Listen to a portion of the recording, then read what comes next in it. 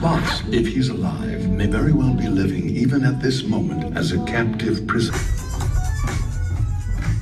Alright, so we are done.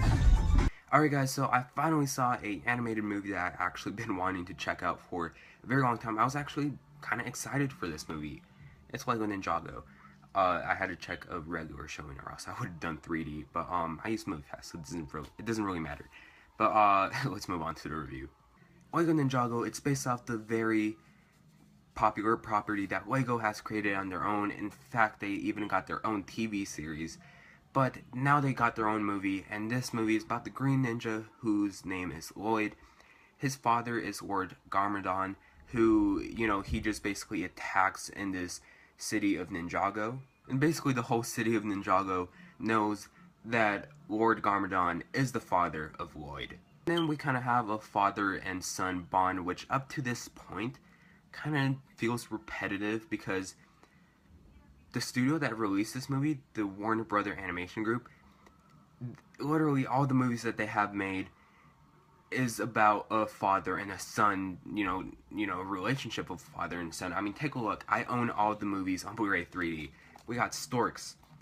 The main kid in this movie is trying to have a bond with his parents, but, you know, it still counts.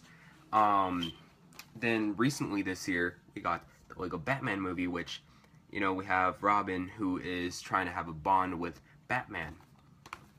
And then the original, the best of, you know, the Lego movies and the movies that the studio has released. The Lego movie, which, by the way, both of these movies are 10 out of 10s for me. But, I mean, everyone saw the Lego movie up to this point. We have a father and son relationship in this movie with, it's not like portrayed in Lego figure form. It's rather portrayed in human form, but still, it's about a father and son relationship. It's almost like a metaphor that's being used in this Lego movie. And again, both Lego movies that we got, the Lego movie and the Lego Batman movie, in my opinion, are both perfect. I gave them both 10 out of 10s. And, you know, they're just amazing movies that I just really love. Both those movies mean a lot to me, so then it really got me excited for the Lego Ninjago movie. Okay, I'm gonna bring this point up for the rest of the year for every other animated movie I see. This has been a very weak year for animated films. I've only seen two great ones, Lego Batman and Cars 3. Everything else could either be good like Captain Underpants, okay like Boss Baby, or just flat out terrible like Emoji Movie and Leap. But before Lego Ninjago, before I saw this movie, if you were to tell me which movies actually have potential on being great, or could actually be great, then one of my choices would have definitely been the Lego Ninjago movie. Again, mainly because of the first two movies, which in my opinion are perfect, and again, they just mean a lot to me. I'm gonna admit, when I was younger, I used to watch the Lego Ninjago series on Cartoon Network, some episodes, not all of them, and I actually kind of liked that show when I was younger, so it really made sense for me to be excited for this movie. The Lego Ninjago movie, without a doubt, is the weakest Lego movie we have got, and it's also the weakest movie we have got from the Warner Brother Animation Division. But I'm not saying that I did not like this movie. Dave Franco as Lloyd, the Green Ninja, he was very fitting for his role, and I really dug the hell out of him in this movie. I thought he did a really good job.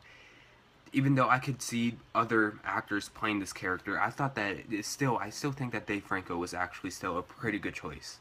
Justin Theroux, I hope I said his last name right, as Garmadon he's the standout in this movie. Sure, he has a very over-the-top villain, but that's what really makes me like this character. He is a very entertaining character to watch, and just the voice acting that Justin Theroux does in this movie, he really makes this character work for me. And even though, yes, he is a weak villain, especially when you compare to, you know, Joker or President Business from the other Lego movies, he's quite a weak villain, but he's still a very, very likable character. And Jackie Chan as Master Wu, I really liked him as Master Wu, and he was very fitting. I just don't really see why DreamWorks isn't using him that much for the Kung Fu Panda movies. I mean, they used them more in this movie than they ever did in all three Kung Fu Panda movies combined.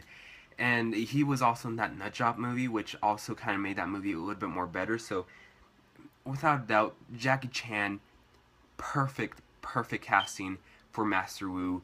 I just can't see anyone else voicing this character.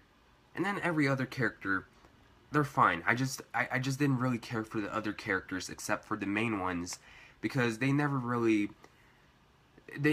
focus on these other side characters, like the other, the other ninjas in this Ninjago group. For example, there's one that he's like half teenager, half robot. They never tell you why he's half robot. And then all the other characters, they're just kind of there. Sometimes they could be annoying, but I just didn't really care for them. Alright, in the first 45 minutes of this movie were very obnoxious, and it strictly felt like a kids movie, because for example, there are scenes in the first 45 minutes where they would say something and then it repeats in the background, and then they say that again and it repeats in the background. It's very annoying to watch. It just very much loses the magic of those Lego movies, and they're not supposed to play out like that. They're not supposed to be strictly towards children. They're supposed to be aimed for, all ages, but those 45 minutes were just strictly for kids under the age of 10. But it's the second act till I remembered that we're actually here in this theater watching a Lego movie. And again, I wasn't a fan of that first act, where they were just trying way too hard to make little kids laugh, and they were really just cramming in way too much into that first act. They were just trying way too much in that first act, putting the whole concept about Ninjago and the whole high school life of these students and the father and son relationship. They were just fitting way too much in the first act than it could actually handle, which really kind of made it a drag to get through. But again, after that first act, it really becomes charming like any other Lego movie. I really found myself more invested into this story and more invested into this relationship between Garmadon and Lloyd, because I just find this chemistry between these two characters kind of charming in a way, of course, in the second act. And there's actually, you really start to feel the heart of the movie.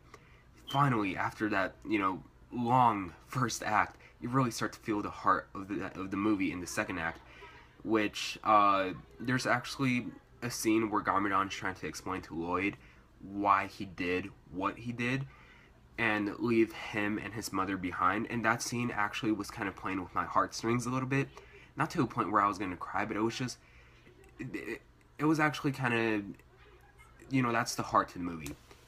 It was making me just slightly a bit emotional, that's all. I still can't get over the fact that basically the writers decided to just ditch all the other characters in this Ninjago group for like the whole second act of the movie, and they don't come back to the third act of the movie.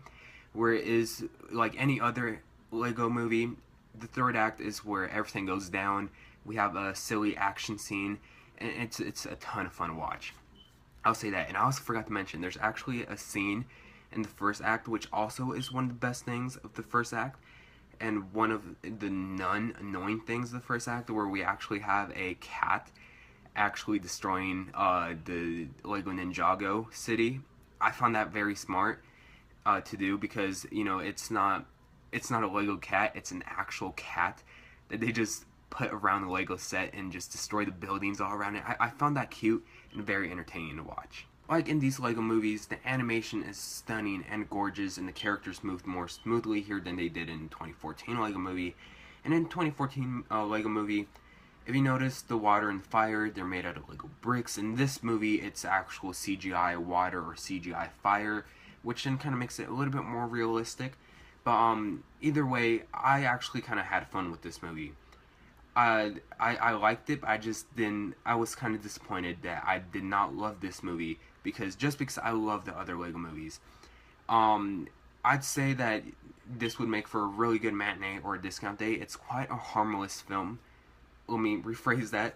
Quite a harmless film if you could get through those first 45 minutes. But other than that, it's still an enjoyable film. I'm gonna give the Lego Ninjago movie a B. This was a longer review than I expected, but anyways, thanks so much for watching. Please like and subscribe, and I'll see you guys later.